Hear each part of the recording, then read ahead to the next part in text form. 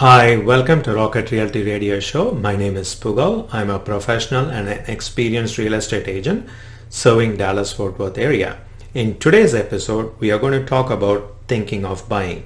So if you are planning to buy a home, then this show is for you. So don't miss it. I'm going to have this show kind of in a question and answer format. Over a period of time in the last few weeks, a number of my clients have asked me, so I have summarized into top 5 questions. So the first question that I get asked is now a good time to purchase a home? The answer is absolutely yes, provided that you plan to occupy the property and stay at the property that you purchase for at least 5 years. Why? No one knows what is going to happen to market next week, or next month, or next year. But Dallas-Fort Worth market has done extremely well if you hold the asset for at least 5 years. Okay, let's go to question number 2. How do I get started? Folks, if you're buying a home, that is going to be one of the most expensive purchase that you're going to make in your lifetime. So it is very important you hire a great real estate agent. Okay, you need to hire a great real estate agent, and towards the end I will talk about what makes a great real estate agent. Question number 3 is how much of a home can I afford? This is a very important question. Can I buy a home for $300,000? Can I buy a home for $500,000 or even $800,000, right? So how much of a home can you afford? So it depends on many factors. It depends on your income. It depends how much savings you have. It depends on your credit score. It depends on your liabilities, which is the car payments and other credit card payments that you're making. So a good way to get started is reach out to your bank and talk with a mortgage broker. So they will look at your income, they will look at your assets and your liabilities, and they're going to tell you, hey, you can buy a home up to $500,000 with a 5 or 10% down payment. So that is a very first step you want to do, is to know how much of a home you can afford. So that's a very important step. Question number 4, what kind of a home? Once you know how much of a home you can afford, then you need to decide what kind of a home do you really need. There are 3 things you need to be very clear in your mind. Okay, number 1 is you need to have a clear understanding of what are the must-haves. For example, you can say I need 4 bedrooms, 3 bathrooms. Out of that 4 bedrooms, I need 2 full bedrooms and 2 full bathrooms downstairs. So that is a minimum or must have in a property. Now, what is an example of a nice to have? Having a swimming pool may be a nice to have. Okay, so when you decide between must haves and nice to have, it really gets you going in terms of searching for a home.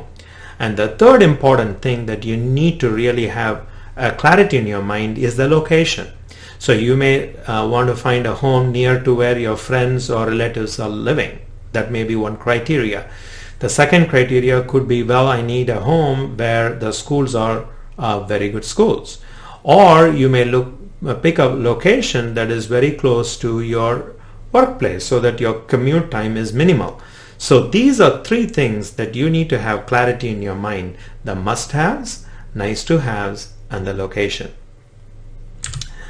Question number 5, I alluded to this in question number 2. You need a solid, good real estate agent to help you, guide you, support you throughout the process. What makes a great real estate agent? There are 5 key things you need to look for when you're hiring a real estate agent. 1, they should have at least a website in place, right? A website has been here since 1990s, so they should have at least a minimum website.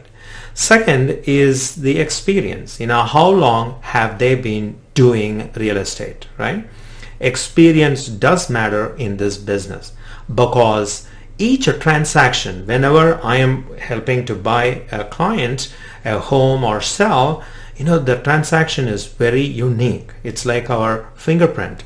So the more number of transactions a real estate agent has, the more experience he has, and better he can guide you throughout the process. So look for experience. I would recommend a minimum of 5 years of experience. Number 3 is you need to look if that real estate agent is working part-time or full-time. Folks, when you're buying a home, let's say for $500,000, that's a lot of money. You want to make sure the agent that you are going to hire is working full-time. Part-time agents, you'll get only part-time results. And number 4 is social media. In the last couple of years, social media has picked up momentum, right? Facebook, LinkedIn, YouTube, Instagram. You want to make sure your real estate agent that you're hiring is active on social media, because that's where everybody can access and everybody can provide comments, right? So they demonstrate knowledge and value they bring to their profession. Last point is reviews. We live in a review economy, right? When we buy an item for $50 on Amazon, first thing we do is how many reviews does it have? 4-star or 5-star ratings, right? So you need to look for reviews in 2 places, either on Google or on Zillow. You need to make sure they have close to 4, 4.5 or 5-star reviews, and minimum the number of reviewers should be at least 25, because it's a good sample where you can take the average and then you can have a star system, 4.5 or 5-star. So at least 20 or 25 reviews is a good sample. Folks, I hope you found this video to be helpful. So if you are in the market thinking of buying, reach out to me, Poogle. I do this weekly episode on different topics. If you would like to join me live, you can do so at 11 a.m. Central Standard Time across my 2 channels. One is facebook.com/RocketRealtyTX, or you can join me at YouTube/C/RocketRealtyTX. Until next week, have a great week. Thanks for watching.